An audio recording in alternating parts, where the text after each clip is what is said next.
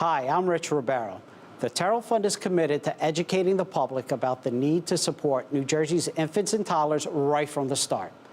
That's why we're proud to support the important early childhood programming produced by the Caucus Educational Corporation. Funding for this edition of One-on-One with Steve Adubato has been provided by the Terrell Fund, a foundation serving children. The Nicholson Foundation, changing systems, changing lives by advancing health and early childhood in New Jersey. The PNC Foundation, which supports early childhood education through Grow Up Great, a multi-year initiative to help prepare children from birth to age 5 for success in school and life. RWJ Barnabas Health, the New Jersey Education Association, the Northward Center, and by NJ Best, New Jersey's 529 College Savings Plan. Turn a dream into a degree. This is One-on-One. I'm an equal American just like you are. The jobs of tomorrow are not the jobs of yesterday. Look at this. You got this? Here it is, man. Look at that. Life without dance is boring. I don't care how good you are or how good you think you are, there is always something to learn. Do you enjoy talking politics? No. People call me because they feel nobody's paying attention. Our culture, I don't think, has ever been tested the way it's being tested right now. That's a good question. High five.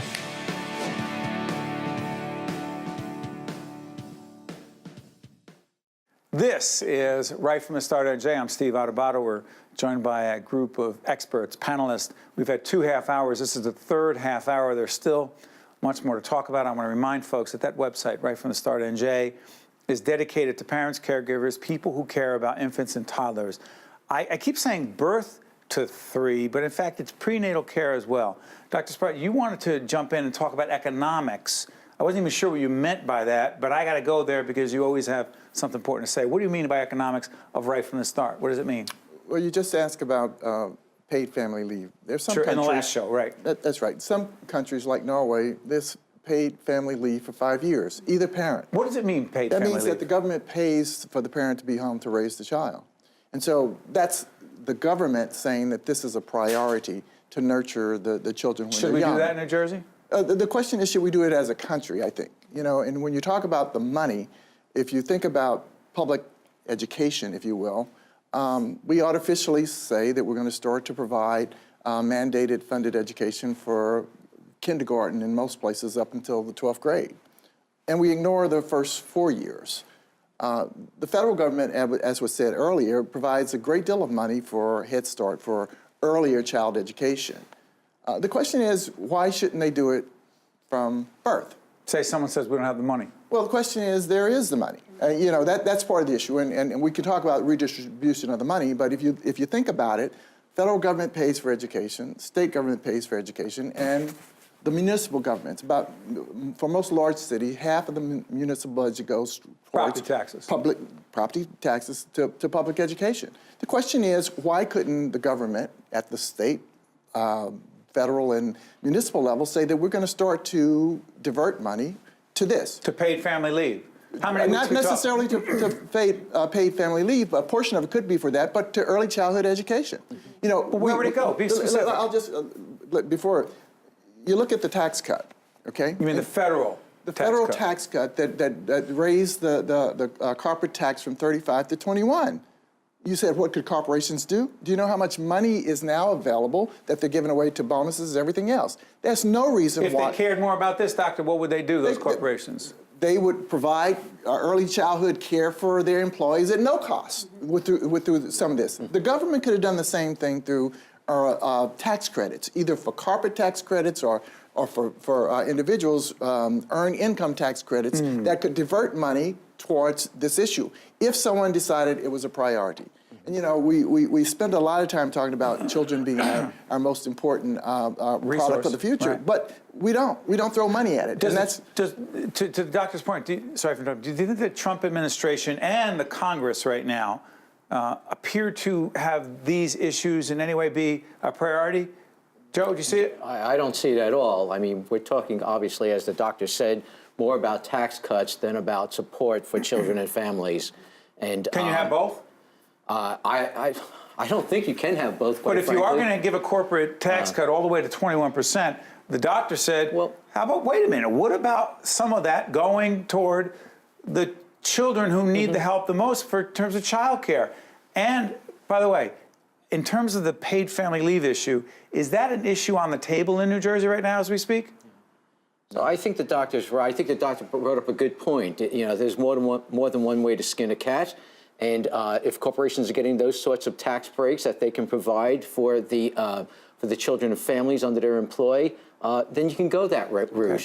But we're talking about a national problem in this year. But Governor Murphy, say he wanted to do these things, but he also wants to do other things. Governor Murphy has talked about free community college. Governor Murphy has talked about fully funding public education based on the formula of the law.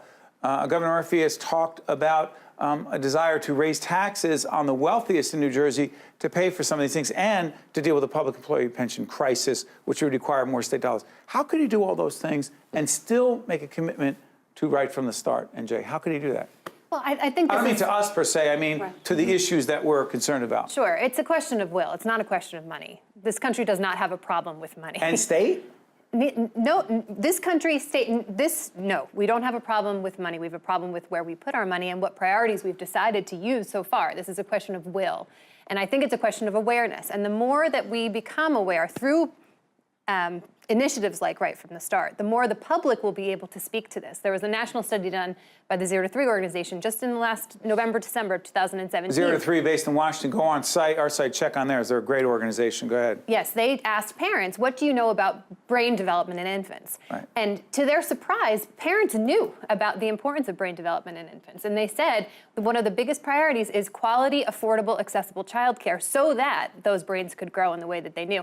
I think it was actually surprising that parents knew this. But parents know this, and so the public constituency knows this. You think there's demand on the part of a significant number of citizens, Carrie, that their political leaders, that members of Congress, that members of the legislature, the governor, the president, that they take on some of these issues? You believe that? Well, I think you just mentioned will. I think what we're here to talk about today is educating people so they make the right choices. And from Greater Newark Healthcare Coalition perspective, it's about health in all policies. So how do we consistently educate parents are one very important constituency, decision makers, professionals who are in the healthcare sector, the education sector. We want to have consistent understanding and messaging so that I would just posit this is more of a universal precaution approach, the way I see it, that something like hand washing, right? We now just know it, that it's good for everyone. And sure, it has more of an impact on some populations than others based on your risk factors, but we know it's good for everybody.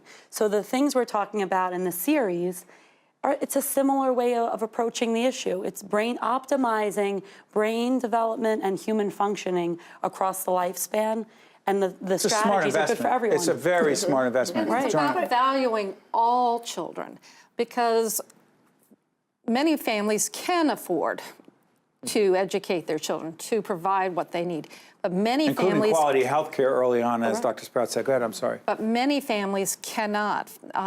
Working families, hardworking families, as well as families who are struggling to get into the workforce, they can't afford quality childcare. They can't afford quality health services. And when we as a nation don't support those services for families, then we are saying we value some children more than others. And you know, just to amplify this issue. I'll come back to you, Beverly and Joanna. Go ahead. You know, one of the things that the governor wants to do is Governor Murphy have a minimum wage of $15 an hour. And so if you think about, you know, the caregivers for the, you know, developmentally disabled or child caregivers, you know, agencies, if they don't get additional funding, won't be able to meet those payrolls. And so you're going to have the opposite of what you want to have happen is you might have agencies that go out of business. So there needs to be a fundamental grouping of individuals to say, what's the best way to approach this? In the days where, you know, we had charity care for health care, most of the insurance companies subsidized the care of charity care of those hospitals that didn't receive that money. We should make it clear with charity, for those who I don't want to go into the whole thing, you leave the emergency room, there is a bill. The charity care is, or was? Charity care is money that the state provided to help support hospitals that provided care to the indigent. What I'm saying is that the same thing possibly, because we talked about affluent people, or we talked about companies that might provide it. I think that they ought not just provide child care for their employees, but they could provide child care for others to help subsidize or offset the cost of individuals that can't afford it. We need to be creative, and government needs to be involved in the discussion. As well as corporations, as well as nonprofits, as well as the media. Joanna, then I'll come back to Beverly. Go ahead. Well, I think, to Bonnie's point and to Kaitlin's point, do parents want the best care for their children? Yes. Do they understand that they need quality care? Yes. But there's two components here. There's educating the parents about what quality looks like, and then there's accessibility, because, I happen to live in an area— What do you mean accessibility? Well, I live in an area where I might need to drive an extra 15 minutes out of the way to get my child to a place that's quality and, for me, fits within my budget. But if you take someone who's in a lower socioeconomic status and they have to take public transportation to get there and they have to cross town, that's a non-starter for them. So that's assuming there's public transportation available. You can get them there. The lower half of the state, public transportation Southern is part. Southern part of the state.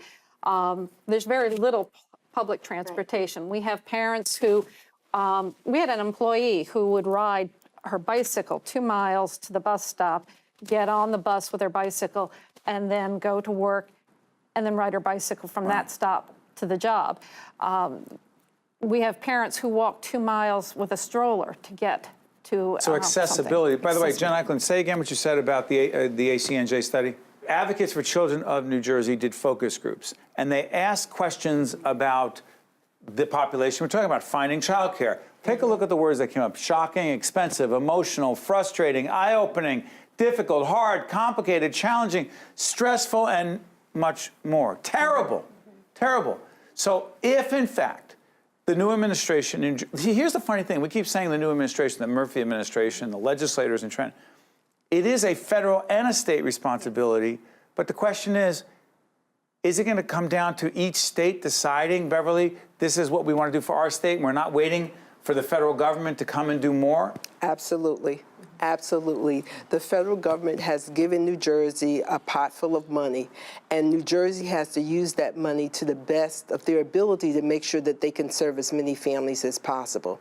And so, of course, we have a new administration. I think it's time to look at what New Jersey is doing to see if there's opportunities to leverage other dollars, whether it's Head Start or some other dollars that might be coming into the state. So, by the way, before we take this break, go back to the subsidy itself. Is it the child care subsidy? Is that what it's called? By the way, Jennifer, what is the child care subsidy before we go to this break? What is it and why does it matter? It helps needy families who qualify by income to help pay for child care so that they can work or go to school. And as we talked about in actually part one of this three-part series, in New Jersey, that child care subsidy is lower by a couple $100 than it is in New York, if I'm not mistaken. It's lower. And Pennsylvania. It needs to be raised? Is that what is being said? Definitely. Yes. That's a definite. That's the question. Well, we'll talk about where that money comes from. Priorities. This is right from the start. Continue to log on to our site, get more information. I promise we'll be right back for the final part of this three-part series right after this. To watch more One-on-One with Steve Adubato, find us online and follow us on social media. I want to thank you for continuing to watch, to be a part of, to be engaged by right from the start, NJ. I'm Steve Adubato. This is the last part, the final part of our discussion here, but I promise you, as you go on the website right from the start, NJ, you will see all of the interviews that we've done with members of the legislature, with policymakers, with folks here, but also Governor Phil Murphy in New Jersey will be part of this discussion as well. And we actually asked him when he was a candidate about some of these issues involving infants and toddlers. And I promise you, when we have him back as governor, we'll ask him again. Last part of the conversation. What have we missed, and what do we need to bring up in terms of solutions? Even if they're not guaranteed solutions, it improves the situation for infants and toddlers. Joe, what have we missed? So one thing I did want to mention is that we talked about a child care subsidy, and there's one aspect Increasing of it. the child care subsidy in New Jersey. Go ahead. Increasing it. There's one aspect of it which is counterintuitive, so to speak. If you have a 2-year-old who you need child care for, and you have an infant who you'd like to stay at home with for a few weeks, and your husband is working and making $25,000, you may qualify economically for a child care subsidy, but both parents have to be actually working or in school to qualify. So you can't get the subsidy. hold on, wait a minute. Just so to further complicate it. Yeah. Therefore what? You lose your childcare.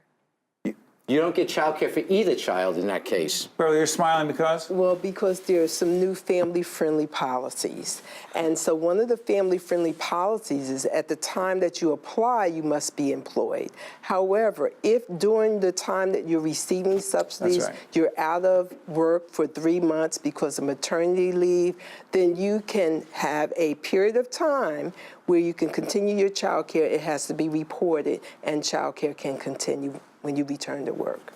And to that point, in terms of what's happening in the state now that the governor's coming into, there have been movements. Yes, Governor Murphy is coming into a quality rating improvement system in our child care system. A quality rating improvement system. Break it down. Yes, so other states have been doing this for years, and New Jersey has had our quality rating and improvement system for the past 2-3 years, which is essentially increasing quality in all of our programs. It's a voluntary program, though. It's not a mandate, and people have to sign on. And there's all sorts of reasons why somebody may or may not do that. But in doing so, they have technical assistance specialists that help them improve quality. They sign on to one of 4 curricula that have been approved as good curricula for the schools.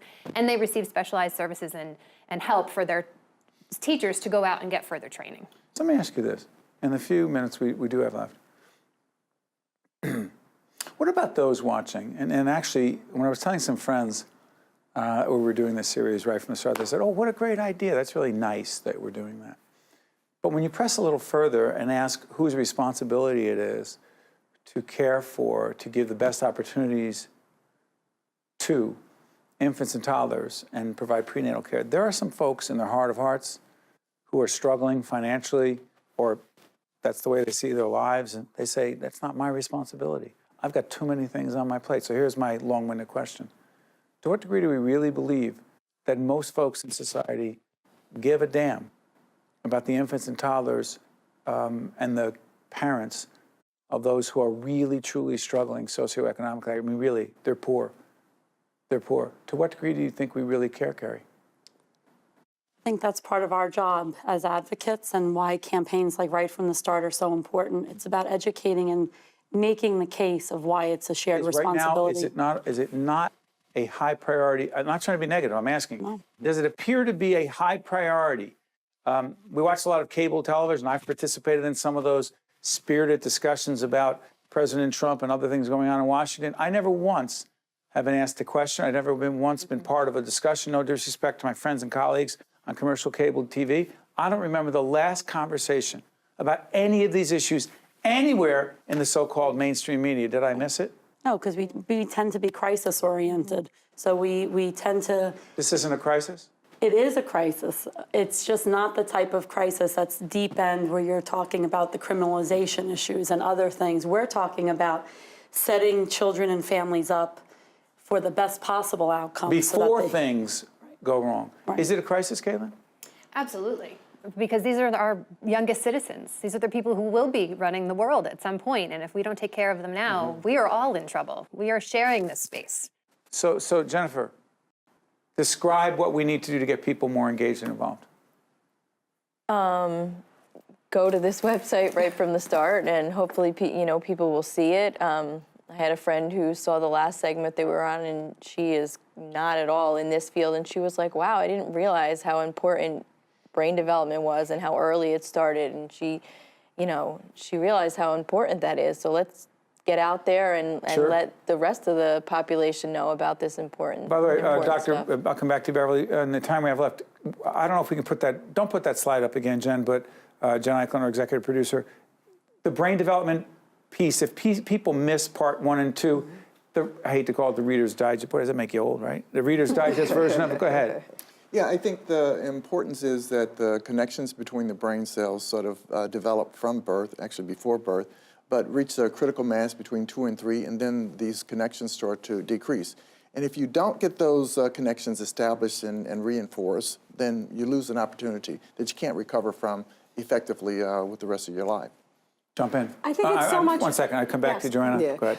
I just want to make sure that we say we have to elevate parent voices. Elevate parent voices. Go ahead. We have young parents out there with children. We have grandparents out there with grandchildren. They understand the importance of relationships between themselves and the babies.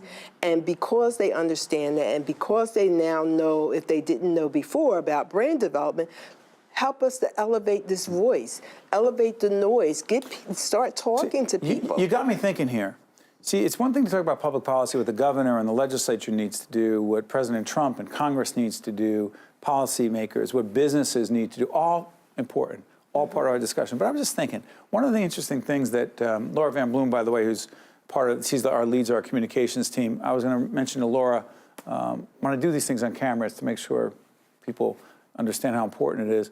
I'm thinking, why wouldn't we take testimonials from parents, from grandparents, as to what they perceive from their experience to be the so-called best practice, and young parents like Joanna, older parents like me, who've made tons of mistakes, testimonials, video testimonials about our experiences, 0 birth to 3, and prenatal care as well. Does that seem to make sense, Joanna? It does, and I think I was going to say something to Beverly's point, which is I don't think enough parents understand the critical importance of care for their children in this age You think group. they think it starts later? Yes, preschool, certainly we understand. Everyone's looking for the best preschool, and we want good care for our babies, but maybe we don't understand the importance of the brain development during this time. So And it's social education. development. Right. So it's educating the parents because they need to be their own advocates. Because when you have a collective group of people demanding something, that's when you see change. Okay, got 3.5 minutes left. What have we missed? Well, okay, what I wanted to go. say about that 30 is- seconds or less, go. That is, it's big science, but it's simple solution, which is just be there with your child in relationship. You don't need a million toys, and you don't need to know a lot. But you do need support to become that kind of parent. Not every parent was parented, and they need. Say that again? Not every parent was parented. Well, some of us were never mind. Well, go ahead. I think there are a number of crises. You know, we asked if this is a crisis, and we said yes, but there What are do you others think? that are always in the news, opioid crises, et cetera. So many of the crises that we talk about, whether it's high school graduation rates, whether it's the criminal justice system, et cetera, can all be related to an investment or a non-investment in early childhood education. So we call it that. We'll say there's a crisis in the criminal justice system. There's a crisis in terms of high school dropout rate. A crisis in terms of military preparation. People not being prepared to professionally succeed in life. It goes back to prenatal care to 3, so much of it, right? Yes, this is the opportunity. This is the window. Go ahead. We're setting up, if we fail to get it right from the start, we're setting up inequality from the start. Real quick, what do you mean inequality? Inequality. This is an opportunity to prepare young children and their families to thrive in life and to reach their full potential. But inequality, you make it sound like it's a moral or issue of justice. It's on multiple levels. There's health inequality. It is because. Go ahead, Joe.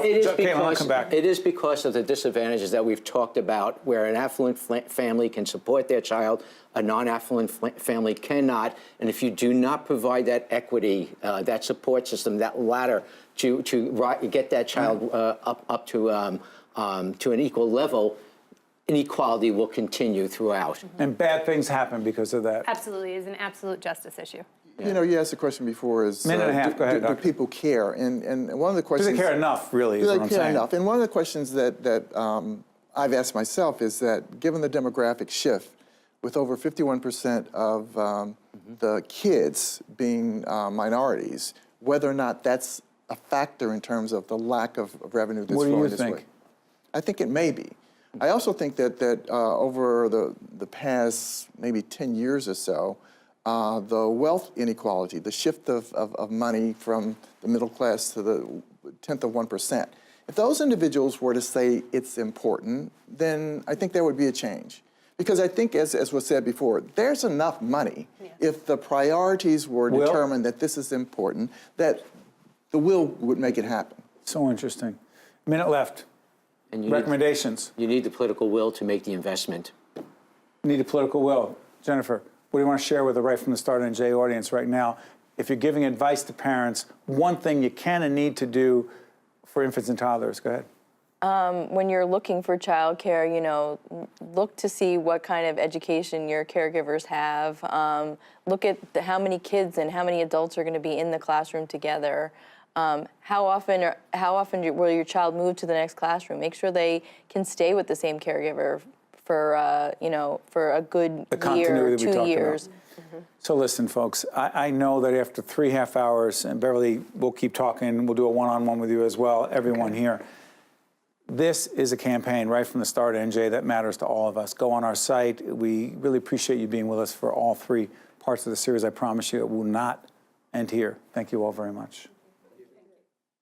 One-on-One with Steve Adubato has been a production of the Caucus Educational Corporation, celebrating over 25 years of broadcast excellence. Funding for this edition of One-on-One with Steve Adubato has been provided by the Turl Fund, the Nicholson Foundation, the PNC Foundation, RWJ Barnabas Health, the New Jersey Education Association, the Northward Center, and by NJ Best. Promotional support provided by NJ.com, Small News, Big News, True Jersey, and by New Jersey Family Magazine and NJFamily.com. Transportation provided by Airbrook Limousine, serving the metropolitan New York, New Jersey area. Education begins at birth. The brain develops most rapidly from birth to age 3, when critical skills are developed. Parents are the first and best teachers for their children, but for those like me who work, finding quality, affordable childcare can be challenging. But children have the greatest opportunities for success when they learn and have positive interactions with their caregivers. Because learning doesn't start in the classroom, it starts in the cradle.